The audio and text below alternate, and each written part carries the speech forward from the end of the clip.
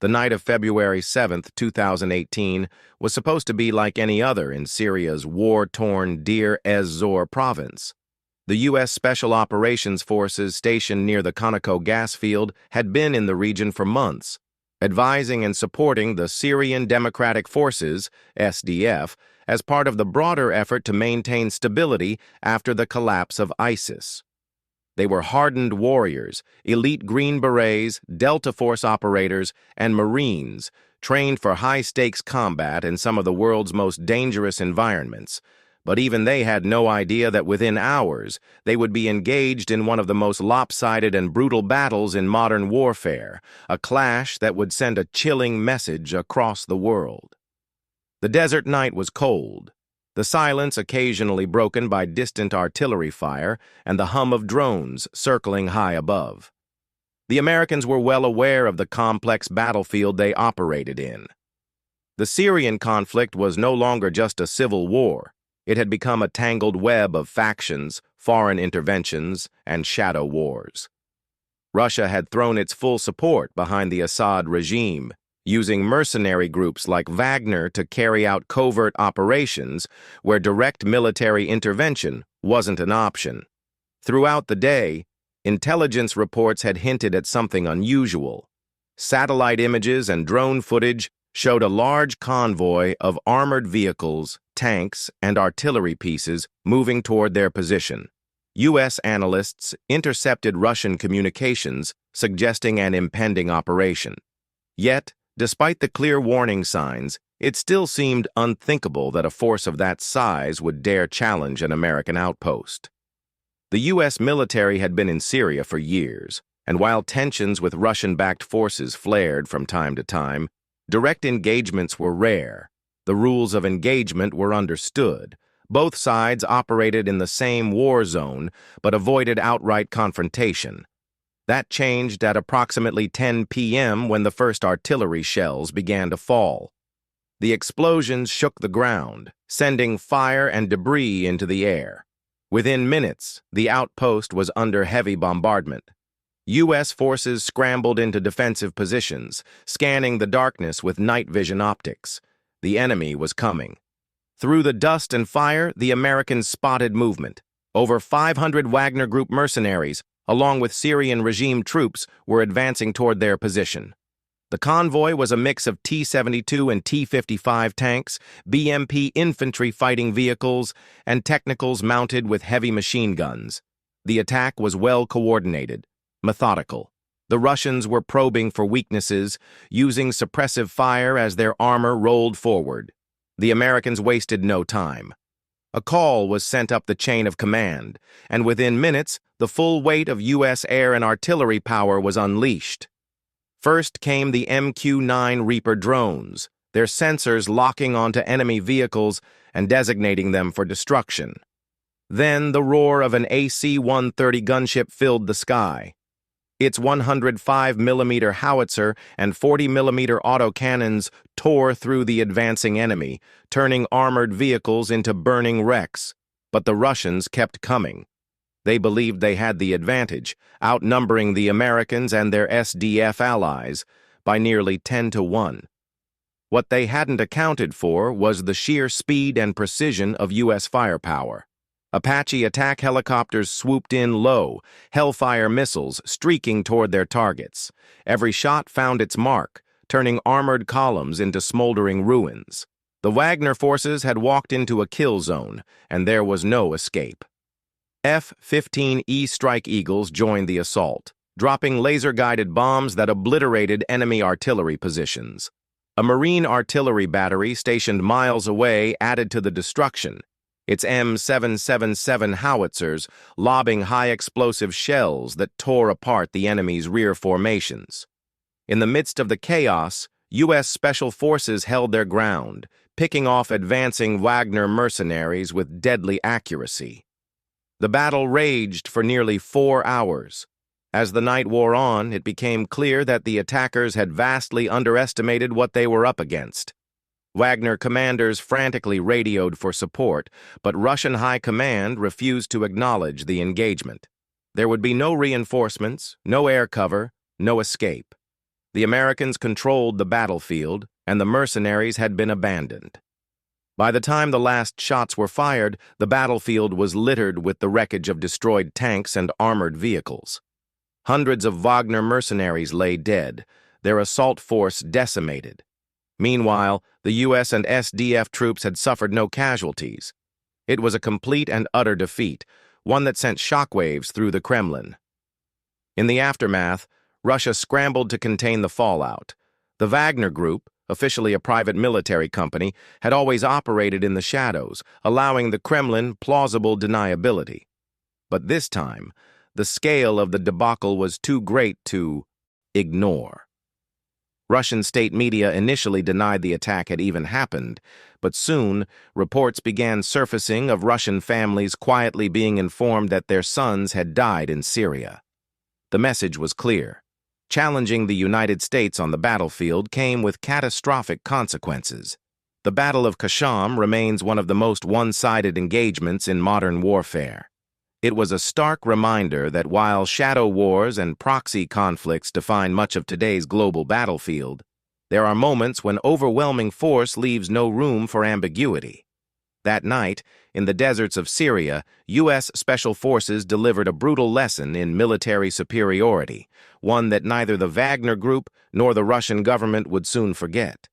The Wagner Group, a shadowy private military company with deep ties to the Russian government, had been operating in Syria with increasing boldness.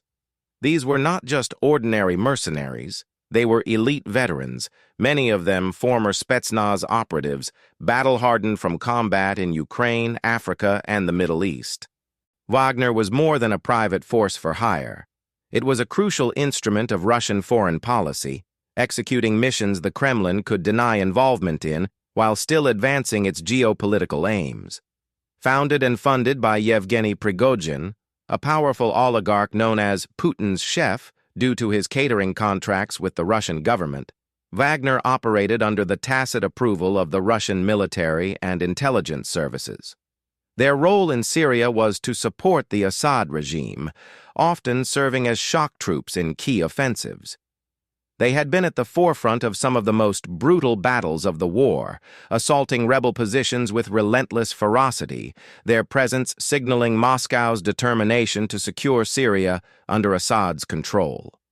By early 2018, the Islamic State had been largely defeated, and Syria's conflict had shifted from counterterrorism to a struggle over who would control the country's strategic resources.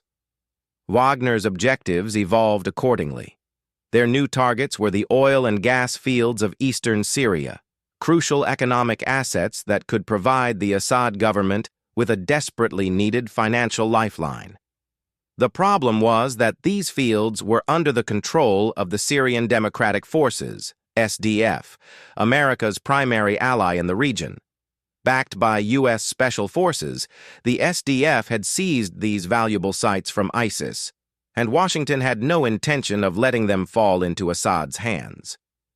For Wagner, the mission was clear: reclaim the oil fields, drive out the SDF, and reassert the Assad regime's claim to the region. But doing so meant confronting the Americans directly, something that had, until that point, been carefully avoided.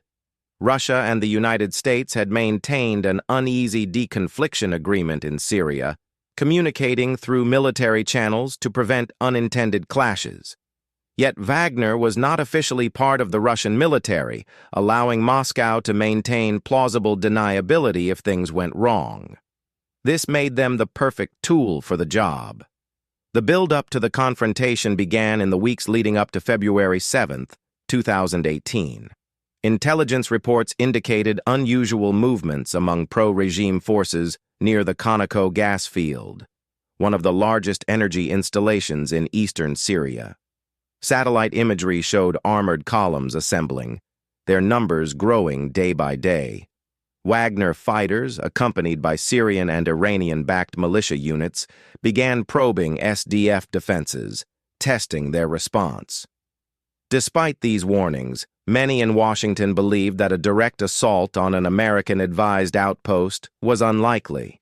It would be reckless, even suicidal, given the overwhelming firepower the U.S. could bring to bear. But Wagner wasn't deterred. The decision to move forward with the attack likely stemmed from a combination of arrogance and miscalculation. Perhaps they believed the Americans would hesitate to respond with full force, unwilling to risk an international incident. Perhaps they assumed the U.S. would abandon its SDF partners, leaving them exposed.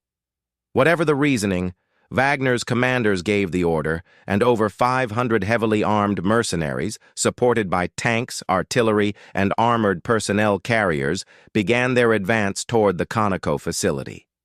The Americans were watching. Drones circled overhead, tracking the movements of the advancing force. Intelligence analysts monitored intercepted communications, piecing together the enemy's intentions. The U.S. Special Forces at the outpost, Green Berets, Delta Force operators, and Marine artillerymen alerted their commanders, requesting confirmation of the rules of engagement. The response from higher command was clear. If threatened, they were authorized to defend themselves with overwhelming force.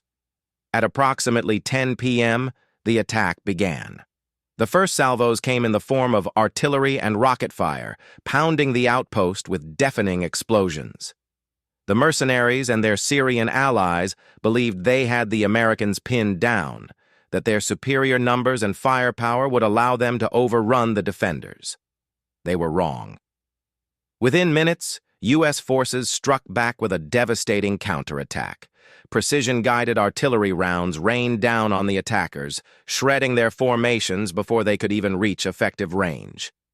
Then came the air power. An AC-130 gunship orbiting high above unleashed its devastating firepower, its 105mm howitzer and 40mm cannons tearing through the enemy lines. AH-64, Apache attack helicopters swooped in, launching Hellfire missiles that turned armored vehicles into fireballs. F-15, E-Strike Eagles, and MQ-9 Reaper drones joined the assault, methodically eliminating enemy positions one by one.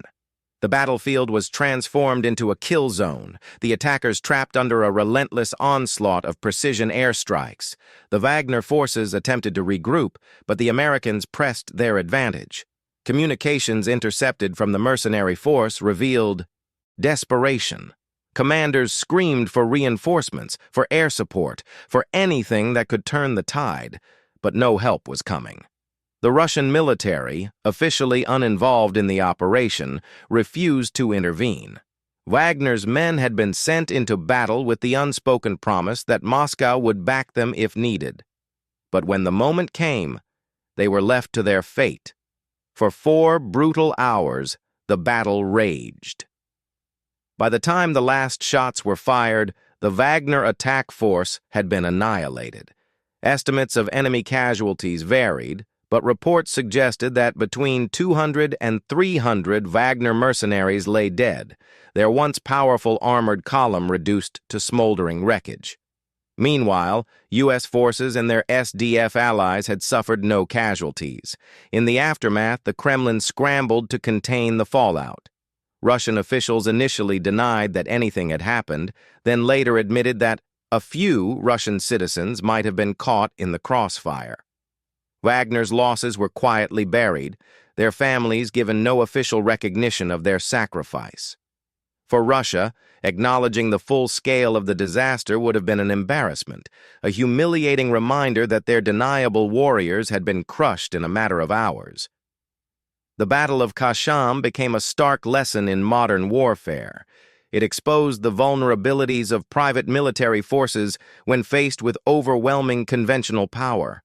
It demonstrated the unmatched lethality of U.S. air and artillery superiority, and it sent an unmistakable message to anyone who might challenge American forces on the battlefield.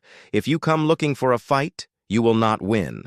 The U.S. special operators at the Conoco gas field were part of a small but highly capable contingent, tasked with advising and assisting the Syrian Democratic Forces, SDF, in securing the area against any remaining ISIS elements. They were not there to seek conflict with the Syrian regime or Russian forces, but they understood the volatile nature of the battlefield. Their outpost was not a heavily fortified installation. Rather, it was a forward position designed for flexibility and rapid response. Unlike traditional defensive strongholds, the Americans relied on a network of surveillance assets, early warning systems, and their ability to call in overwhelming firepower at a moment's notice. Their true strength lay in their ability to dominate the battle space from above. Air support was always on standby, a lethal combination of precision strike aircraft ready to engage any threat that materialized. The AC-130U Spooky gunship loomed as a silent sentinel, its powerful cannons capable of obliterating armored vehicles and infantry alike. F-15E Strike Eagles and MQ-9 Reaper drones patrolled the skies, while AH-64 Apache attack helicopters were ready to deliver devastating Hellfire missile strikes at a moment's notice. This layered firepower ensured that any enemy force attempting to breach their perimeter would face near-instant destruction. Despite their vigilance, what happened next was beyond what they had expected. In the cold darkness of February 7th, 2018, hundreds of Wagner Group mercenaries, along with pro-regime Syrian forces, launched an audacious assault. The Americans had been monitoring enemy movements for days, noting unusual activity, but they had no way of knowing that Wagner was about to test their resolve in the most direct and brutal way possible. What followed would be one of the most one-sided engagements in modern military history, proving once again that even a small, highly trained force, when backed by superior intelligence and firepower, could annihilate an overwhelmingly larger adversary. As the sun dipped below the horizon on February 7, 2018, U.S. reconnaissance drones picked up a concerning sight, an armored convoy moving steadily toward the Conoco gas field. The column was large, consisting of T-72 main battle tanks, BMP infantry fighting vehicles, self-propelled artillery, and transport trucks loaded with heavily armed fighters. The initial assumption was that it could be a Syrian Arab army unit maneuvering through the area, possibly lost or unaware of the American presence. However, as the drones moved in closer, high-resolution imagery confirmed a far more troubling reality. These were Wagner Group mercenaries, supported by pro-Assad Syrian troops, and they were advancing in force.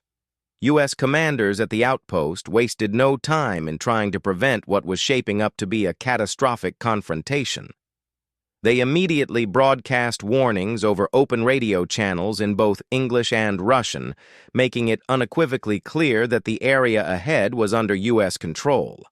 They stressed that any further movement toward the outpost would be considered a direct threat and would be met with overwhelming force. The Americans held their fire, giving the approaching force every opportunity to halt and withdraw. The response from the Wagner fighters was anything but conciliatory. Instead of compliance, the radio crackled with crude insults and derisive laughter. The mercenaries, confident in their superior numbers, continued their advance, showing no intention of stopping. They believed the Americans would back down, that they would hesitate to escalate the situation. They had miscalculated badly. The moment they crossed the line, the U.S. operators at the Conoco gas field prepared to unleash a storm of firepower, the likes of which Wagner had never encountered before. As the sun set over the Syrian desert, the tension at the U.S. outpost was palpable. The special operators checked their weapons, prepared their defenses, and waited. They knew what was coming. Back at headquarters, commanders were making urgent calls. This wasn't just a probing attack. This was a full-scale assault by a Russian-backed force against U.S. troops. Rules of engagement were clear. If Wagner opened fire, the Americans would respond with overwhelming force. The question was whether the mercenaries really understood who they were dealing with. At approximately 10:30 p.m. local time, the Wagner force reached the outer perimeter of the U.S. position. Some reports suggest they may have believed they were only attacking SDF fighters and didn't realize American special forces were present. Others believe this was a deliberate test of U.S. resolve, a way for Russia to probe American defenses without directly involving their regular military. Whatever the case, the result was the same. When the lead Wagner vehicles crossed a predetermined boundary, the Americans gave one final warning. It was ignored. What happened next was nothing short of apocalyptic for the Wagner forces. The U.S. had been tracking their every move for hours, and now the full might of American air power was unleashed. First came the AC-130U Spooky gunship, a terrifying aircraft armed with a 105mm howitzer, 40mm cannon, and 25mm Gatling gun. Circling high above the battlefield, invisible to those below, it began systematically destroying vehicles with pinpoint accuracy. Then came the fighter jets. F-15E Strike Eagles screaming in at low altitude, dropping 500-pound bombs that turned tanks into scrap metal. AH-64. Apache attack helicopters joined the fray, their Hellfire missiles reducing armored vehicles to burning husks. MQ-9 Reaper drones added to the carnage, picking off stragglers with surgical precision. On the ground, the Wagner Mercenaries had no chance. Their Russian-made tanks and armored vehicles, formidable against rebel forces, were utterly outclassed by American technology and firepower. Communications intercepts later revealed the sheer panic among the attackers as they realized their mistake. "They're hitting us with everything!" one Wagner fighter screamed over the radio before his transmission cut off abruptly. "We're being massacred!" another yelled. The mercenaries scattered, some trying to flee on foot, others firing wildly into the dark at an enemy they couldn't even see. The desert floor became a killing field, illuminated only by the burning wrecks of their vehicles. The engagement lasted approximately 4 hours, though the most intense fighting was over in less than 30 minutes. When dawn broke on February 8th, the scale of the destruction became clear. The battlefield was littered with the smoldering remains of at least a dozen tanks and armored vehicles, along with dozens of trucks. Bodies lay scattered across the sand. Some estimates put Wagner casualties as high as 300 killed, though the exact number remains disputed. The U.S. side suffered no casualties. Not a single American or SDF fighter was killed or even wounded in the engagement. It was, by any measure, a complete and total rout. In the aftermath, the Russian government scrambled to distance itself from the disaster. Officials in Moscow claimed the attackers were local militia, acting independently, despite overwhelming evidence of Wagner's involvement. Yevgeny Prigozhin, the Wagner Group's financier, initially denied any of his men were present, then later acknowledged some losses while downplaying the numbers. The truth was clear to anyone paying attention. Russia had suffered a humiliating defeat, and its mercenaries had learned the hard way what happens when you pick a fight with U.S. Special Forces. The Battle of Khasham sent shockwaves through military circles around the world. For the U.S., it was a powerful demonstration of what happens when you combine elite ground forces with overwhelming air superiority. For Russia, it was a stark lesson in the limits of deniable warfare. Their mercenaries might be effective against poorly armed insurgents, but they stood no chance against a first-rate military power. Perhaps most importantly, the engagement established clear red lines in Syria. Afterward, Russian and Syrian forces became much more cautious about approaching U.S. positions, knowing the devastating response that would follow. To this day, questions remain about why Wagner launched such a suicidal attack. Some analysts believe it was a rogue operation, with the mercenaries overconfident after years of easy victories against Syrian rebels. Others see it as a deliberate Kremlin-sanctioned probe, testing U.S. resolve in the region. Whatever the case, the results were unambiguous. When faced with direct confrontation, the U.S. military responded with crushing, overwhelming force. The message was clear: challenge American forces at your peril. The Battle of Khasham stands as one of the most lopsided engagements in modern military history, a stark reminder of the vast gulf between conventional forces and a true superpower's military might. For the Wagner survivors who staggered back from that nightmare in the desert, and for the Russian commanders who sent them, it was a lesson they wouldn't soon forget. And for U.S. special operators, it was another demonstration of why they remain the most formidable warriors on the planet. In the grand scheme of the Syrian conflict, Khasham was just one battle among thousands, but its implications reverberated far beyond that stretch of desert. It showed the limits of hybrid warfare, the dangers of underestimating your opponent, and the terrifying effectiveness of modern American combat power when unleashed in full. Years later, as Russia continues to employ mercenary groups like Wagner in global conflicts, the ghosts of Khasham likely still weigh on their calculations, because now they know exactly what happens when you push the U.S. military too far. The story of Khasham is more than just a tale of military victory. It's a case study in deterrence, a warning about the perils of unchecked aggression, and a testament to the skill and professionalism of America's Special Operations Forces. On that cold February night in 2018, when hundreds of Russian mercenaries made the fatal mistake of challenging U.S. troops on their own turf, they learned the hardest lesson of all. In the calculus of modern warfare, some opponents simply can't be beaten. Not by numbers, not by bravado, and certainly not by men who thought they were the predators, but suddenly found themselves as prey. As the smoke cleared over the desert and the sun rose on a battlefield littered with the wreckage of Wagner's failed ambition, one truth stood undeniable. The U.S. military, when provoked, remains the most lethal fighting force the world has ever seen. And for those foolish enough to test that fact, the price of the lesson is paid in blood. To this day, questions remain about why Wagner launched such a suicidal attack.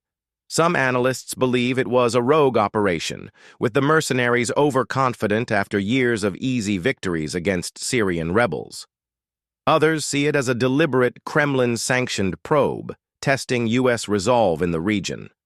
Whatever the case, the results were unambiguous. When faced with direct confrontation, the U.S. military responded with crushing, overwhelming force. The message was clear: challenge American forces at your peril. The Battle of Khasham stands as one of the most lopsided engagements in modern military history, a stark reminder of the vast gulf between conventional forces and a true superpower's military might. For the Wagner survivors who staggered back from that nightmare in the desert, and for the Russian commanders who sent them, it was a lesson they wouldn't soon forget. And for U.S. special operators, it was another demonstration of why they remain the most formidable warriors on the planet. In the grand scheme of the Syrian conflict, Khasham was just one battle among thousands. But its implications reverberated far beyond that stretch of desert. It showed the limits of hybrid warfare, the dangers of underestimating your opponent, and the terrifying effectiveness of modern American combat power when unleashed in full. Years later, as Russia continues to employ mercenary groups like Wagner in global conflicts, the ghosts of Khasham likely still weigh on their calculations, because now they know exactly what happens when you push the U.S. military too far. The story of Khasham is more than just a tale of military victory. It's a case study in deterrence, a warning about the perils of unchecked aggression, and a testament to the skill and professionalism of America's Special Operations Forces. On that cold February night in 2018, when hundreds of Russian mercenaries made the fatal mistake of challenging U.S. troops on their own turf, they learned the hardest lesson of all. In the calculus of modern warfare, some opponents simply can't be beaten. Not by numbers, not by bravado, and certainly not by men who thought they were the predators, but suddenly found themselves as prey. As the smoke cleared over the desert, and the sun rose on a battlefield littered with the wreckage of Wagner's failed ambition, one truth stood undeniable. The U.S. military, when provoked, remains the most lethal fighting force the world has ever seen, and for those foolish enough to test that fact, the price of the lesson is paid in blood.